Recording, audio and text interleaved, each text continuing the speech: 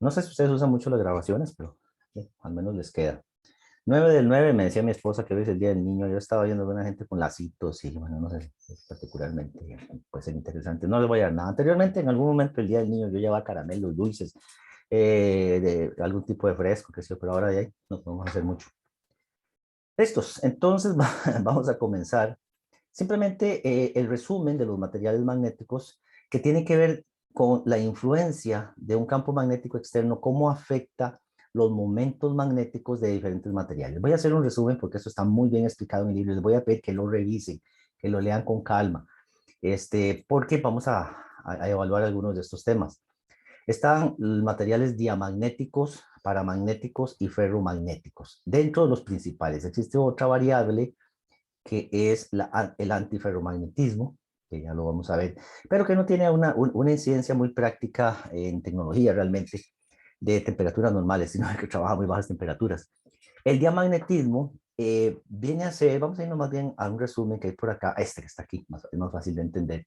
El diamagnetismo me permite evaluar cómo los orbitales y los spines de tanto electrones o de los núcleos, en este caso los positrón, tienden a alinearse o no con un campo magnético aplicado y robar, digamos, algo del campo magnético y que quede en los materiales.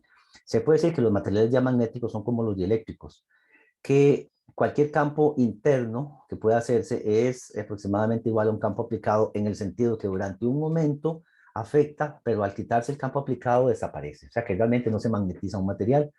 En el caso de los materiales paramagnéticos, queda alguna leve incidencia durante un momento de un campo magnético, como que se magnetiza levemente o se ve afectado por un campo magnético un poco más que un diamagnético, pero luego desaparece al quitarse el campo aplicado. Y luego los materiales ferromagnéticos que tienen, digamos, en vez de spin, se hacen como dominios donde hay momentos magnéticos, y entonces sí queda magnetizado. Esos son los materiales que se magnetizan, los que se imantan, diría alguien por ahí. Y hay otros tres materiales super paramagnéticos, antiferromagnéticos, que aunque hacen cierto fenómeno interesante de alinear o robar campo magnético externo, en lo general requieren muy bajas temperaturas. Entonces, ese resumen vamos a revisarlo ahora sí con los materiales, pasándolo por encima para que ustedes lo lean. Sí les voy a recomendar que lean este material. Todo involucra un campo magnético externo que siempre tiene que haber en un momento. Y esos spines o giros orbitales del electrón alrededor del núcleo, sabemos que así se conforma la materia. Puede ser el tejido humano. Así funciona, por ejemplo, las imágenes de resonancia magnética, que es una de las aplicaciones, digamos, de alta tecnología que hay actualmente para ver tejidos vivos, tanto en la cabeza, en algunas partes del cuerpo o en algunas extremidades, que sí. Decía que el diamagnetismo tiende a tener ciertos momentums, ya sea del orbital del electrón o del spin, que tienden a cancelarse de alguna forma, que prácticamente no hay un campo magnético generado dentro del material y entonces no hay nada que tienda a alinearse con un campo magnético externo, perdón, un campo magnético externo que se ha aplicado.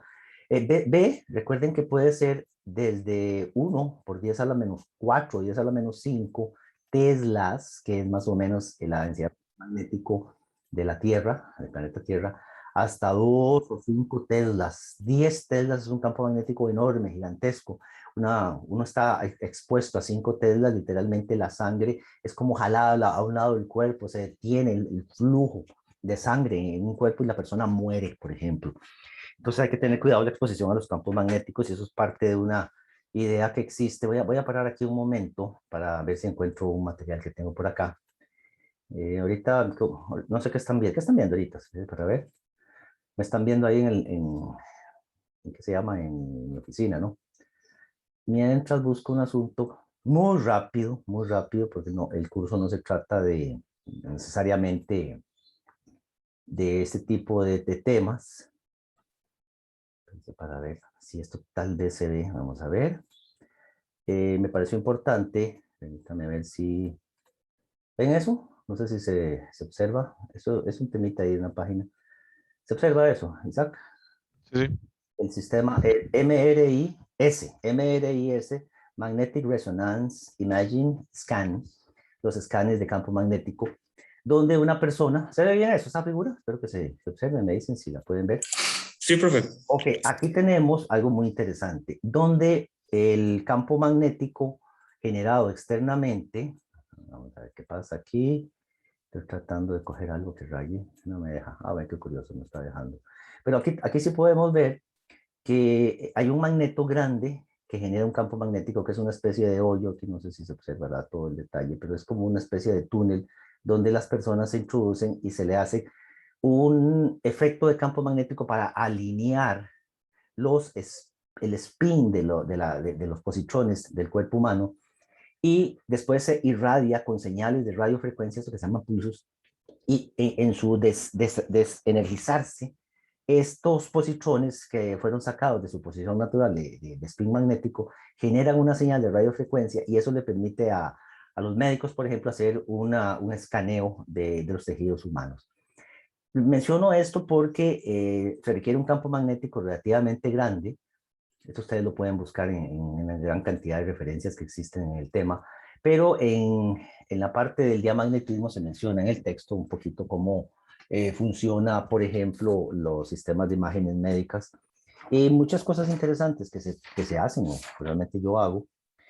Por ejemplo, creo que eso estaba en la página 208 o 209 del libro, en algún lado por aquí se menciona, el spin magnético del positrón, que es el que se ve afectado por esos campos magnéticos y es el que se utiliza para hacer las imágenes médicas, por ejemplo.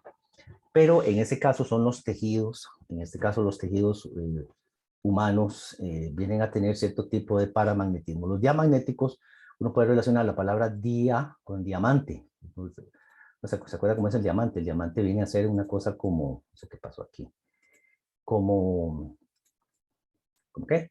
Como algo del dieléctrico, ¿cierto? Entonces, no van a magnetizarse fácilmente.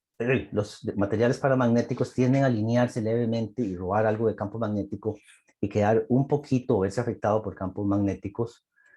Tengo un problema técnico, yo no sé qué pasó con mi...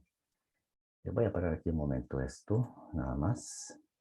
Con mi anotación, no me está dejando hacerlo. Aparece una manita, pero no importa. Y entre ellos están los materiales de tierras raras. ¿Se ve bien esto, Isaac? Donde dice paramagnetismo. Sí. Para es, no sé si han oído de paradiafonía o efectos paranormales, han oído los efectos paranormales, que hay un fantasma o qué sé yo, los espíritus muertos, que es paranormal, del más allá, o sea, para significa lejano, del más allá. Entonces, que hay un efecto lejano, como que uno no supo, por eso lo usaron en el concepto, un campo magnético afectó en forma de algo lejano que no sabíamos qué era, ciertos materiales, entre ellos los materiales de tierras raras, potasio, tungsteno, y son materiales que se aplican en ciertos efectos tecnológicos. Y luego el ferromagnetismo, que en vez de tener solamente spines de átomos aislados, ellos se unen, se forman. Inicialmente los materiales ferromagnéticos tienen dominios que están como aleatoriamente alineados, pero tienden a alinearse, aquí está, cuando hay un campo magnético muy fuerte generado por un magneto, ¿de acuerdo? Y entonces tienden a alinearse, entre ellos están, ya sabemos, el hierro, el níquel, el cobalto a temperatura ambiente, el gadolinio, el disprosio a baja temperatura. El gadolinio tiende a afectarse por el ferromagnetismo. Es más, si yo no sé qué es lo que me pasa aquí, que no quiere esta cosa ahorita por algún motivo, seguramente, y había actualizado ya el bendito Zoom. El gadolinio, no sé si lo han oído, el gadolinio, ¿sabes? ¿Has oído hablar del gadolinio? Que está en el texto. Nunca, profe. El gadolinio es muy usado. De hecho, el gadolinio, que ustedes no lo crean, se utiliza en las memorias USB. No sé si a ustedes les da por usar Blu-ray o algunos de estos discos ópticos, tienen gadolinio. Las memorias USB en el fondo tienen gadolinio también, y otros tipos de elementos magnéticos para grabar la información que es a nivel magnético cuando usted graba algo o graba una memoria, un disco duro. Y es el tipo de líquido que se utiliza se lo van a tomar una persona que va a tener una de estas efectos de imágenes médicas, por ejemplo. ¿Ok? Esto está más o menos descrito en el texto, pero en general, sabiendo cómo es el spin del orbital del electrón o los spines orbitales del núcleo, podemos hacer una clasificación de la materia.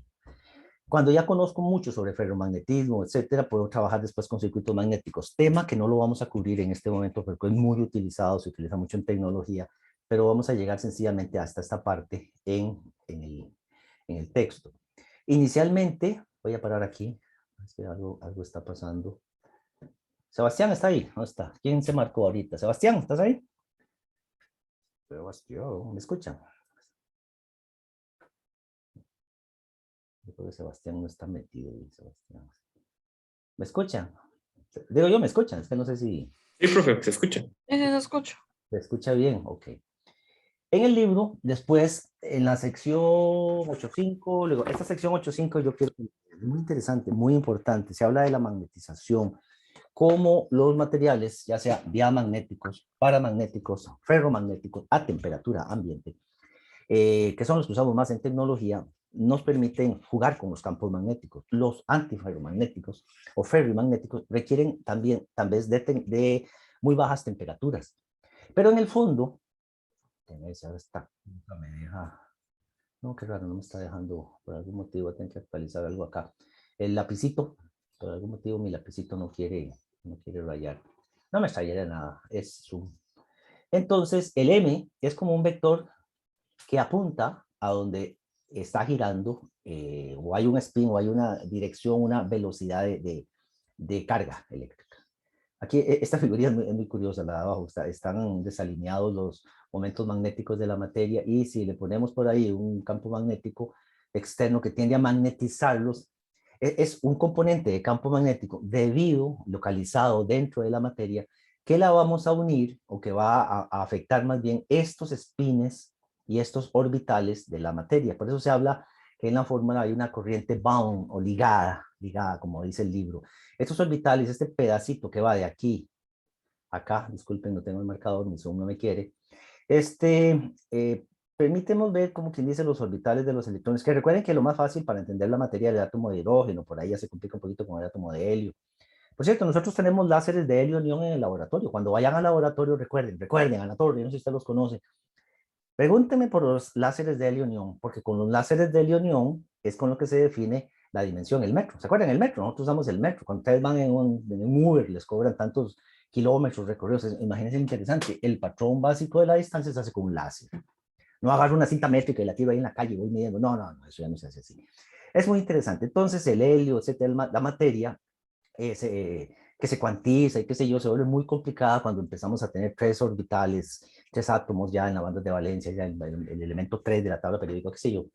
Esto se vuelve muy, muy bonito, pero aquí lo que tenemos son corrientes que están ligadas, que son propias de la materia, y vamos a encontrar que se distribuye una gran cantidad de ellos en un volumen. En resumen, esta corriente ligada va a verse afectada por una magnetización de un campo magnético, o sea, que afecta específicamente y localmente la materia.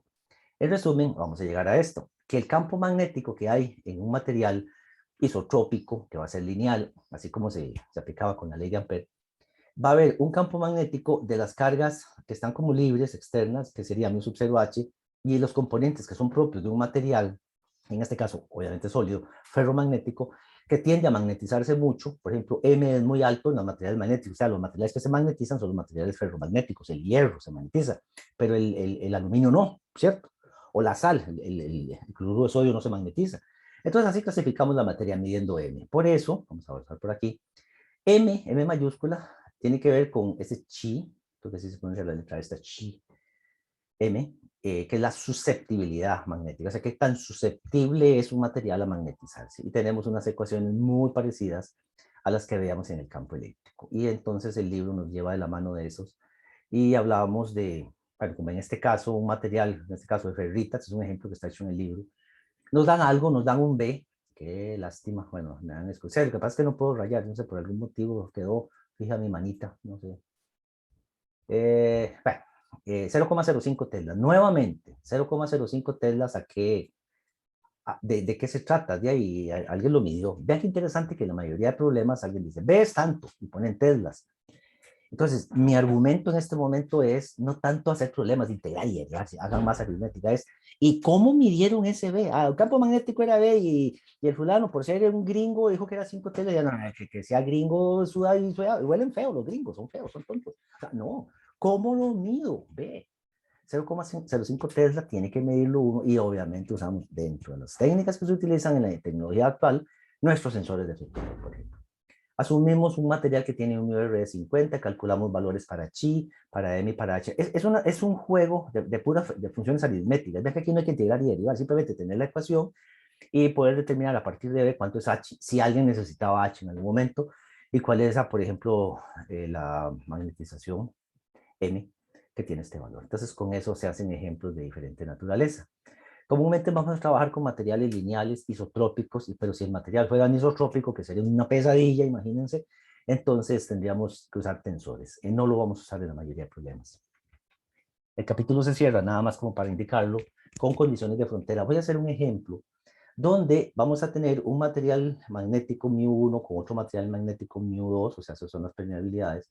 Igual, vamos a tener un campo magnético en alguno de los lados y queremos medir el campo magnético en el otro lado para ver cómo está siendo afectado, cómo se propaga, cómo se transmiten, etcétera, y los respectivos ángulos.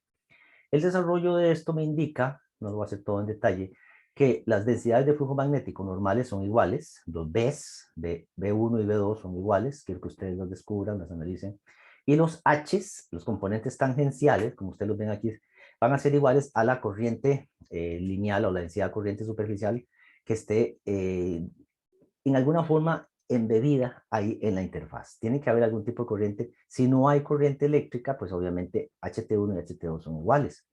Y hay una serie de ejemplos. Para hacer ese ejemplo, yo no voy a usar el ejemplo del libro, sino uno, voy a compartir este con ustedes, que es muy interesante.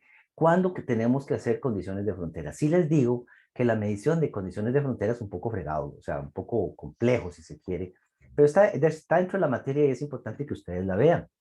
Veamos, este ejemplo yo siempre lo trato de compartir.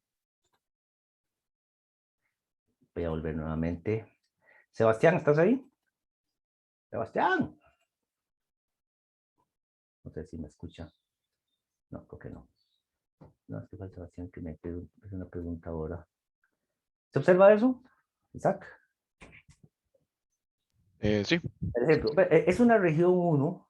¿Cuál es la región 1? Aquí abajito. Perdón. Aquí tengo mi lapicito. Y una región 2. Nos dan B1. Nos pide encontrar H2. Este ejemplo ustedes lo tienen. Yo ya se los había dado. Espero que lo hayan ido leyendo.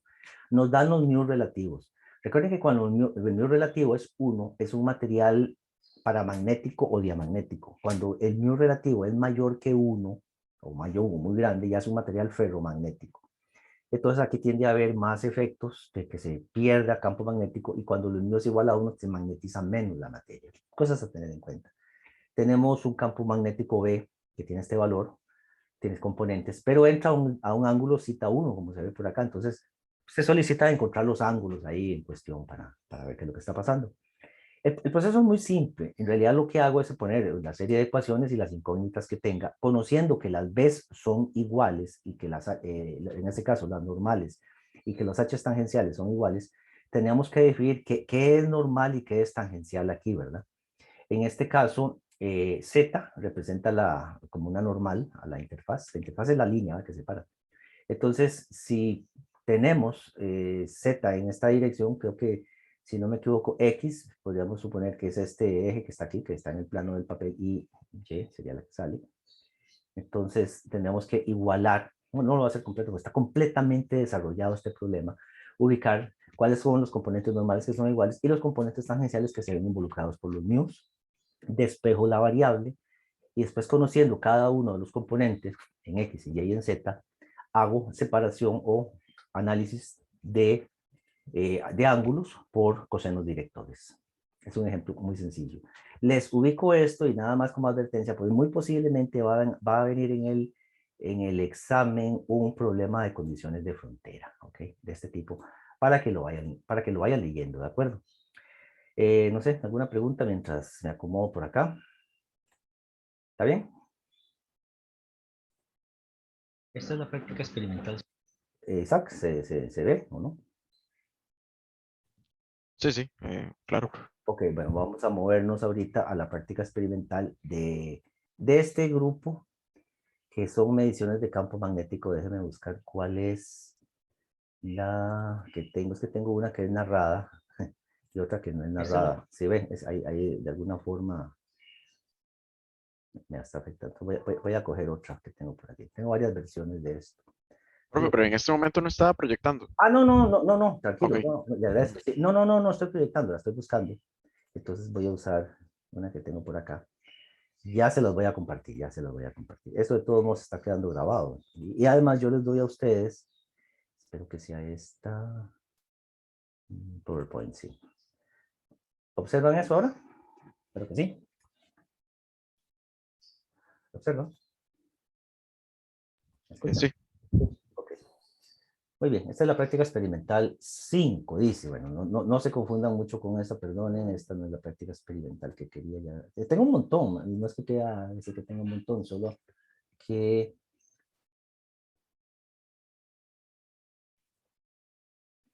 se me hizo, sí la tengo lista. Pero como siempre, algo pasa. Ah, bueno, voy a usar esta antes de darle clic. Me voy a disculpar, ya va, ya va. De todos modos, yo les voy a hacer llegar a ustedes una que involucra esto. Ahora sí, ¿se ve eso? Ahí estoy yo nuevamente. Sí, profe. Sí. Ya, ahora sí, esta va a ser la fuerza de campo magnético en un lazo rectangular conductor. Es más o menos parecida a la anterior, en esa otra versión. No voy a usar en este caso los arrollados de Helmholtz, ya les voy a explicar por qué. Vamos a ver. Voy a explicar esta cosa. Medición de fuerza magnética sobre un conductor que porte una corriente eléctrica dentro de un campo magnético de un magneto en el radar. Vamos explicando las cosas. Esta cosa que se ve aquí roja con verde, que no la pude por algún motivo, hoy me vaciló esta cuestión, ahora sí ya me dejó. Mira qué cosas, los milagros de la electrónica, ¿verdad? Ya me dejó, ¿por qué? No tengo idea. Son esos misterios del mundo que no sabemos por qué ocurren. Voy a poner un rojito, que me gusta el rojo. Tenemos nuevamente un equipo que me va a poner una corriente eléctrica sobre un arrollamiento, una espira que va a haber acá, y vamos a tener un campo magnético ya fijo que está aquí. ¿Por qué ocurre eso? No tengo idea, esto que está vacilando. Y no me diga que me está molestando ahora mi Zoom, para moverme un poquito, que no me extrañaría nada, ¿no? Ese manejado por un computador tiene que fallar. Ok, este equipo que está por acá no es el medidor de campo magnético como tal, sino es un medidor de fuerza. Vamos a medir los newton. Y este sensor que está acá es lo que se conoce como una galga electrónica, galga, como decir galgo, creo que en el femenino, galga. Van a ser una serie de deditos, qué curioso acá, con otros deditos entrelazados, vamos a ver cómo lo puedo dibujar, creo que lo dibujé mal, es así como unos deditos entrelazados, que dependiendo de si esto se jala, digámoslo así, hacia abajo o se elonga hacia arriba, hay una separación entre las galgas que son como placas, entonces la capacitancia cambia, la capacitancia en el sistema, la capacitancia, y esto está mandando una serie de pulsos, y si la capacitancia cambia, eso me va a dar una medida análoga a la fuerza, ya sea hacia abajo o hacia arriba, con este tipo de sensor, y eso va a estar indicado aquí en la pantalla como Newton, no sé si se nota aquí, dice milinewton.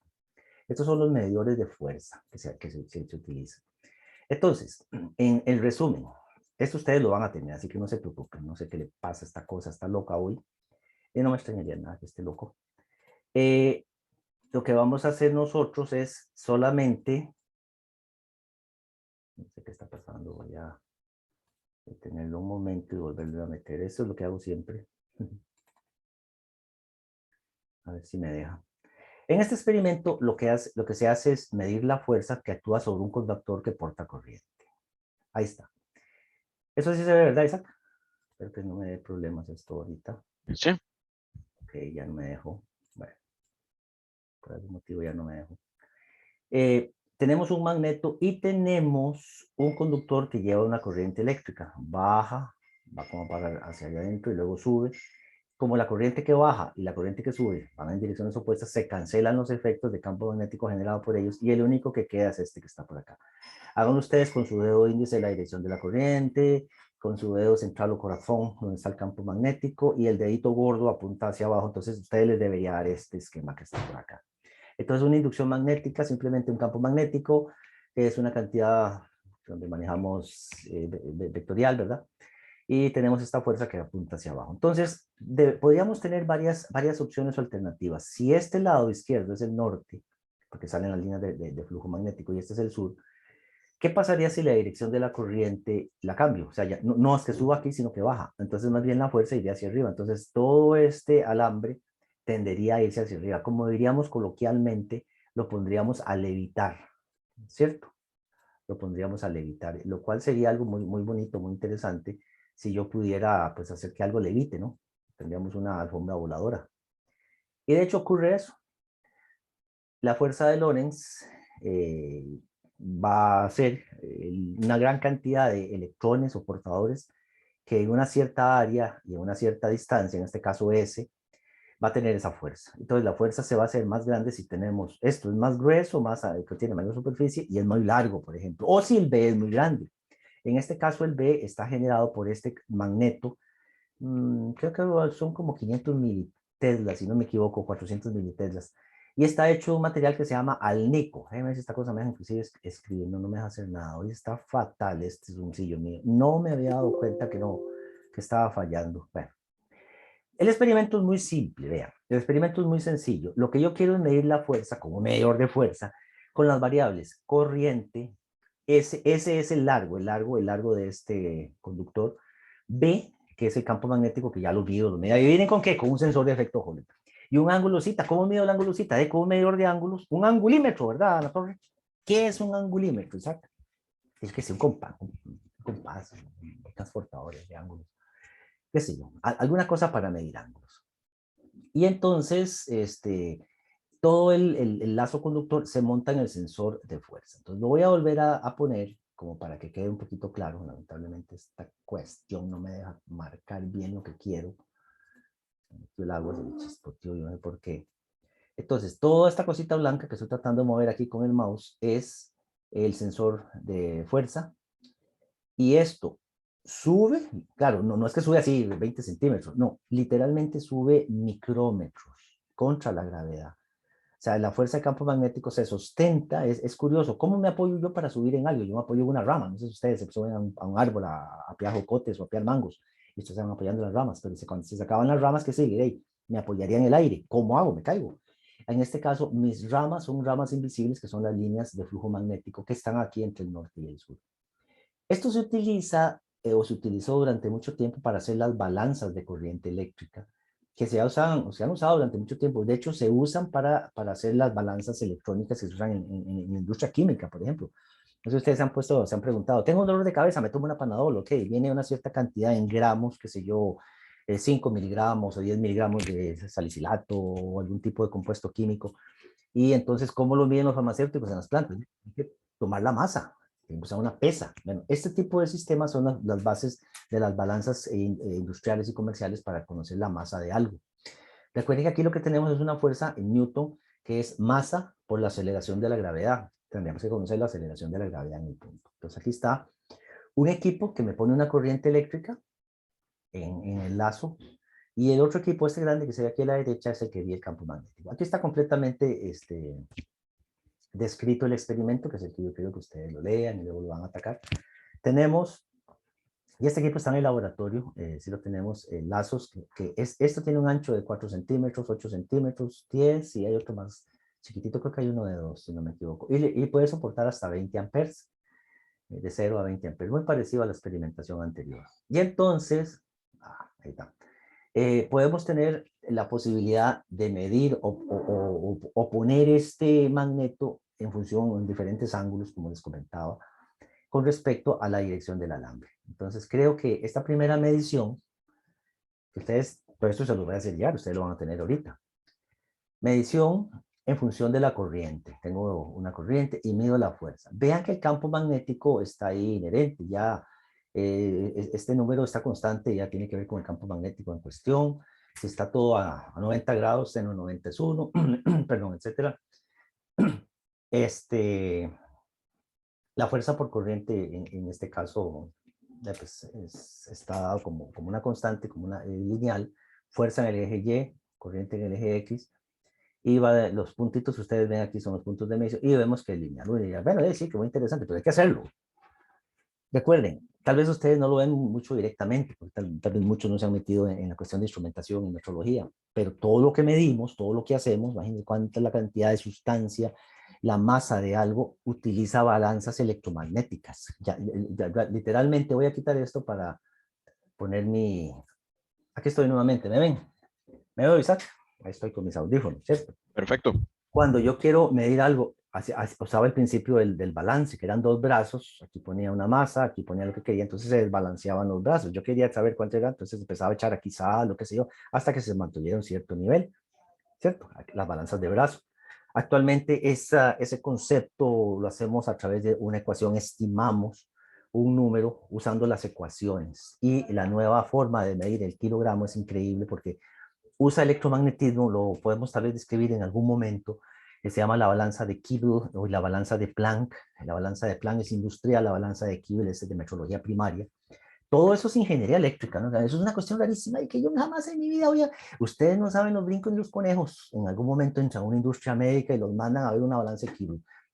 Y ahora todo el mundo llamando, profe, que es una balanza de Kibble. Bueno, para que ustedes vayan preparados, pues ustedes no saben dónde van a trabajar, a qué se van a dedicar, cuándo van a tener que ir a hacer una asesoría, ¿de acuerdo? Sigamos. Hay que medir muy bien la corriente eléctrica con equipos exactos, precisos, estables. Medir B con equipos exactos, precisos, estables, etc. Si todo está como está en la ecuación por acá, un momentito, la ecuación que me relacionaba a todo el mundo, esta que está aquí, fuerza es igual a la corriente por el largo del alambre, por B, por el seno del ángulo. Si yo quiero encontrar B, por ejemplo, y tengo ya mediciones de fuerza, divido la fuerza entre la corriente y el largo. ¿Okay? Divido la fuerza entre la corriente y el largo. Y era más o menos esto que está por aquí. B es fuerza entre la corriente y el largo del alambre, un pedacito. Entonces, nuevamente, vean qué interesante. Necesito un medidor de fuerza, algo que me mida con mucha exactitud, esto es milinewton. Algo que me mida muy bien la corriente. Bueno, la corriente, 20 amperes, ok. ¿Y cómo sé que mi medidor está calibrado? ¿Cómo sé que mi medidor está ajustado? ¿Es lo mismo ser ajustado que calibrado? Vieran que no, no necesariamente. Entonces, yo agarro el primer equipo ahí porque lo usa mi tío que es electricista. Y, más, si es un electricista, peor, no le crean, lo usa montones. Hay que llevarlo a un laboratorio y verificarlo o calibrarlo. Entonces, el error que tengo cada vez que yo pongo la escala de 0 a 20 amperes es más o menos 1%, 2%, 20%, 1000%. Y estoy siendo sarcástico, obviamente. A mí me han llegado equipos al laboratorio a calibrarse con errores casi de 50%. Y le digo a la persona, ¿y usted cómo anda ese equipo? Ay, lo meto a la caja de herramientas con los martillos y los serruchos, las palas, los picos. Está loco, le digo. ¿Usted que es ingeniero eléctrico o es un criminal de guerra? Jamás. Uno tiene que cuidar los equipos y tratarlos con cuidado, porque no hay nada más delicado que la electrónica que está metida en un equipo de medición. Entonces, al final vamos a suponer que determino B en forma teórica. ¿Ven qué bonito?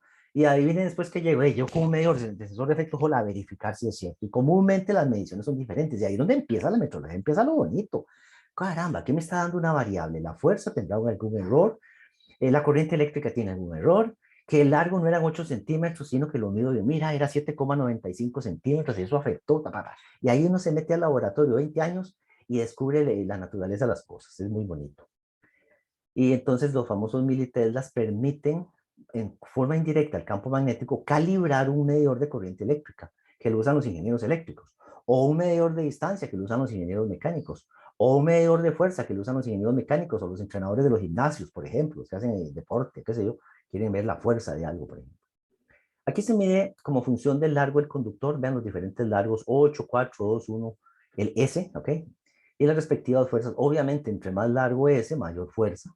Y ponemos los puntitos y damos cuenta que es una relación lineal. Bueno, el campo magnético en cuestión era este, 28,6 militeslas, que vendría a ser el campo magnético de ese magneto en forma de herradura que tenemos ahí en el laboratorio.